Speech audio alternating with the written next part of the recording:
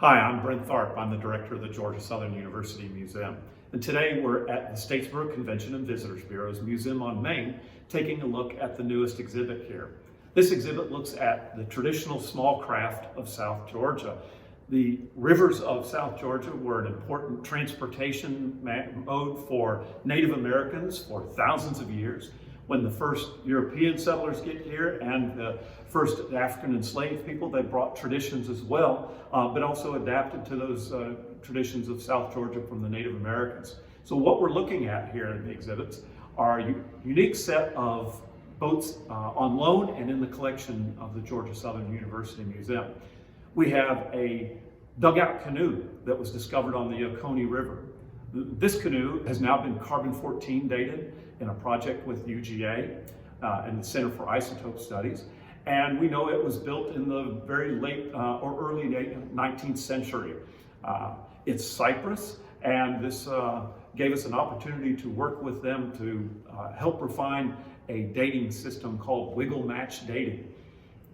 And so the boat has been both here to interpret this long tradition, but also a great experiment for us to work on dating material like this in South Georgia.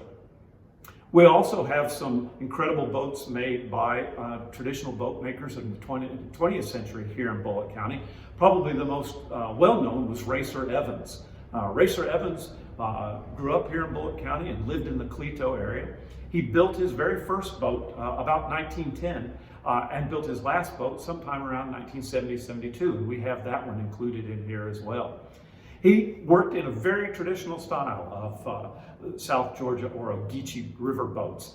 They were shallow boats, made entirely handmade from cypress, with a live box in them. And as you can see in the one in here, they were much more like a canoe on one end and a flat john boat on the other end. And that was this traditional style that was easy to maneuver and paddle. You see some of the paddles behind me here.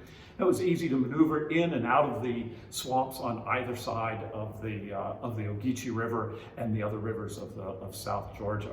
We also have another a little bit later builder known as Billy Bishop, who worked out of Emmanuel County, and we have one of his boats, again in that style, but a little different from Racerevans' work.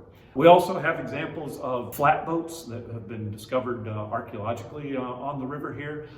We talk about motors and how they were traditionally paddled, these boats, but also then in the 20th century as recreation became important, we have motors. So it's a fun exhibit.